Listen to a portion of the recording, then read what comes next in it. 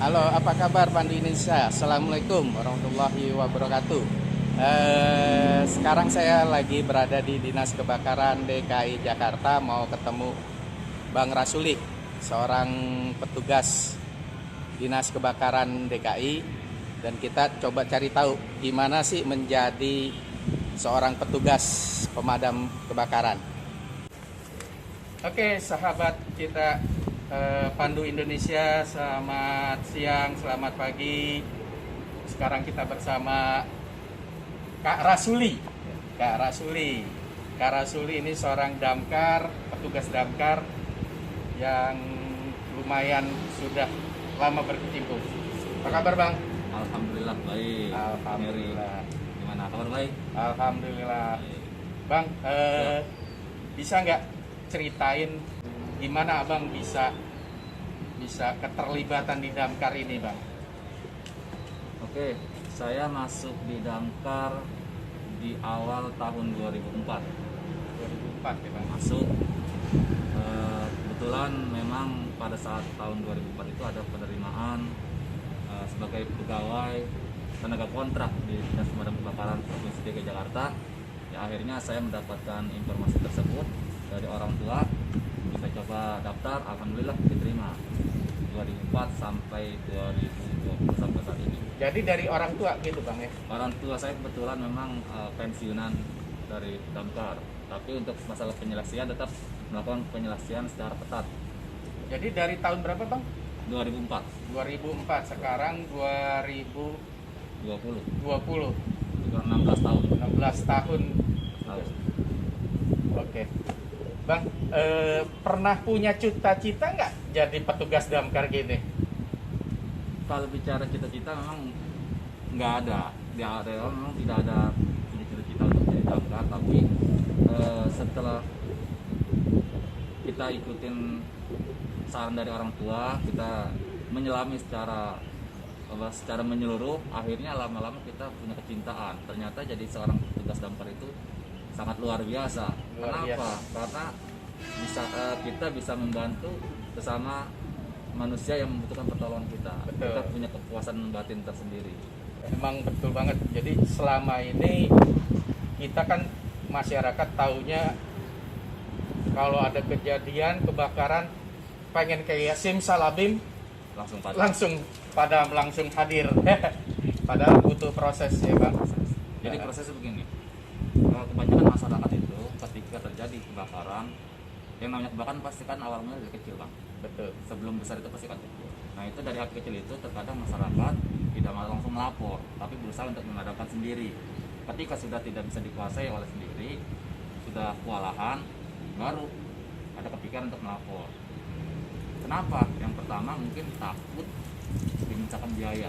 Oh, iya. Ini salah besar, persepsinya salah besar. Padahal ketika menghubungi pemadam itu sama sekali tidak akan pernah dikenakan biaya. Nggak ada biaya ya? Tidak ada biaya, semuanya gratis. Tidak Walaupun ada. misalnya kayak panggilan, Pak, nih ada ular gitu ya? Nggak ada. Nggak ada ya?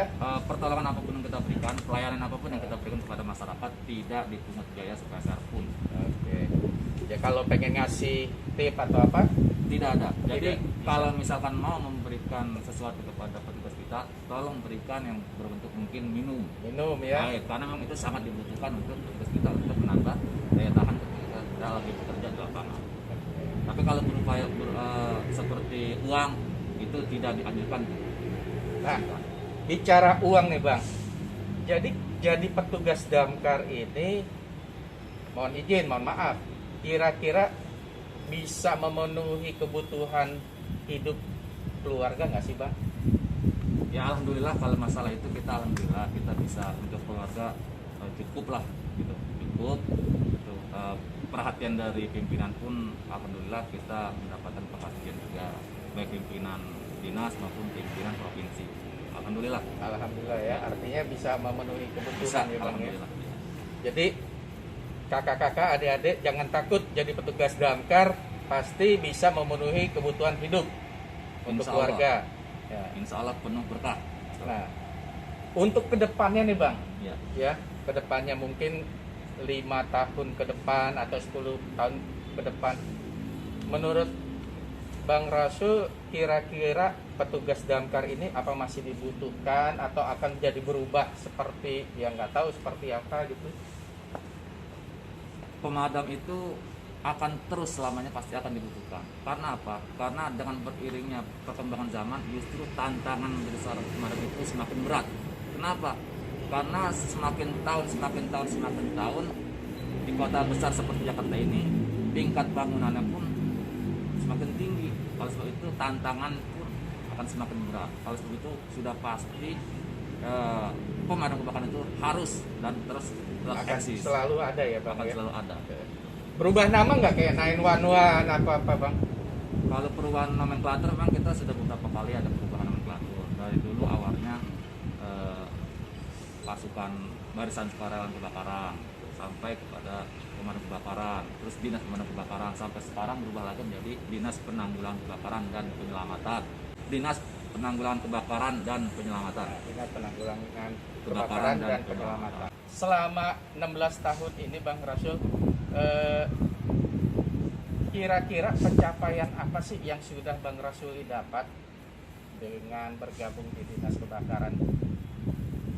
Jadi anggota kita pemadam kebakaran kita sudah sering ikut yang namanya skill competition di Singapura. Skill competition di Skill, Singapura. ya, anggota kita banyak yang menjadi juara di sana. Itu tingkat Asia. Tingkat Asia kita perwakilan Indonesia kebanyakan Jakarta. Apa aja Bang yang di lomba Bang?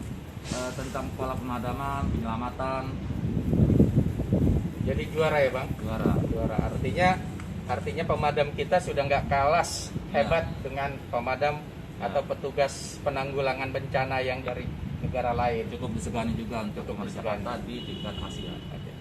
Bang Rasuli sekarang adalah atau sebagai apa Saya di sebagai staf pegawaian sekarang. sekarang staf Iya. kepegawaian ya tapi sebelumnya pernah langsung Di Pasika. terjun ya. Saya 4 tahun di lapangan, kemudian 4 tahun lagi di staf, pindah lagi 4 tahun ke lapangan. Nah sekarang masuk lagi ke staf bagian kepegawaian di kantor dinas. Kira-kira ada lowongan nggak nih Bang untuk kedepannya berapa ini? Nah ini kebetulan staf kepegawaian. Untuk Barangkali adik-adik. masalah lowongan memang kita belum sampai saat ini kita belum ada karena memang itu kan prosesnya cukup panjang. Tapi memang kalau dilihat dari kebutuhan pemadam itu sangat SDM-nya kita sangat kekurangan sekali, sangat kekurangan. Kita itu sekitar kurang lebih ada 3.000 pegawai, tapi standarnya kita harus ya paling tidak ada mencapai 6.000-an lah. 6.000 ya. Apalagi kita lihat banyak sekarang ini banyak senior-senior kita udah masuk banyak purna bakti Pensiun ya, Bang, ya. gitu. Ya artinya kebutuhan 6.000 itu untuk di DKI Jakarta. Iya. Ya untuk di setiap daerah. Lebih kurang segitu lah. Oke, kakak-kakak, adik-adik yang mau jadi petugas pemadam kebakaran masih terbuka kesempatan karena Dinas Pemadam Kebakaran DKI aja masih kekurangan. Ya. Tapi ingat tadi persyaratannya jangan lupa ya, bisa dilihat lagi tadi. Oke, Bang Rasuli, terima Siap. kasih atas bincang-bincangnya. Ada ini enggak? Ada motivasi untuk adik-adik, untuk kakak-kakak, Bang? Motivasi saya mungkin yang pertama sebagai manusia kita harus mempunyai sikap mental yang kuat. Apapun profesi kita, ya, kita harus memiliki daya pikir, jiwa yang kuat agar setiap melakukan suatu pekerjaan apapun tidak lain hanya mengharapkan keriduan dari Allah. Jangan pernah mengharapkan imbalan dari manusia atau yang lainnya. Dengan pemikiran pola pikir seperti itu, insya Allah segala kemudahan akan diberikan kepada kita. Amin. Ya. Simpelnya jangan berharap sama manusia, berharaplah sama Allah. Betul. Ya. Oke, Bang Rasuli, terima Siap, kasih. Bang Eri. Semoga bincang-bincang kita ini bisa Oke, siap. memotivasi. Sampai ketemu lagi. Salam buat teman-teman juga. Oke. Terima kasih. Baik adik-adik sekalian, kakak-kakak, demikian bincang-bincang kita dengan Bang Rasuli ya. Saat sekarang ini bekerja atau Dinas Pemadam Kebakaran di DKI Jakarta. Semoga bincang-bincang ini bisa menjadi berkah dan Amin. bermanfaat untuk kita semua. Amin. Salam pandu untuk seluruh rekan-rekan. Selamat kami perkenalkan bahwa kami dari Dinas Penanggulangan Kebakaran dan Penyelamatan Provinsi DKI Jakarta ingin menyampaikan terkait dengan profesi pemadam kebakaran, yaitu profesi yang sangat mulia karena prinsip daripada pemadam kebakaran yaitu jiwa-jiwa yang gemar atau senang untuk memberikan pertolongan di dalam rangka penyelamatan jiwa, baik jiwa manusia maupun jiwa lainnya. Untuk itu kepada rekan-rekan pandu, untuk menjadi ataupun profesi pemadam kebakaran tentunya harus memiliki daripada sikap penolong yang saya yakin juga sudah dimiliki oleh rekan-rekan pandu. Yang kedua adalah memiliki satu keberanian, karena di dalam tugas-tugas pemadam kebakaran akan menghadapi berbagai macam tantangan, ya, baik daripada ketinggian dan juga akan menghadapi satu medan yang tentunya cukup menjadi tantangan buat kita sekalian di dalam rangka kita menghadapi mungkin adalah kobaran api, ataupun juga kita akan menolong dalam suatu medan yang memerlukan suatu ketinggian, ataupun bahkan kita akan masuk di dalam satu lorong sumur sekalipun dan akan kita memberikan pertolongan. Oleh karenanya hal ini memerlukan satu keberanian untuk kita semua. Di samping itu tentunya kita harus memiliki fisik yang tentunya prima, sehat, sehingga kita sebagai insan yang memiliki jiwa penolong tentunya harus kita mempersiapkan diri kita bahwa kesehatan fisik harus menjadi utama. Terima kasih. Salam Damkar, Damkar, Damkar Jaya.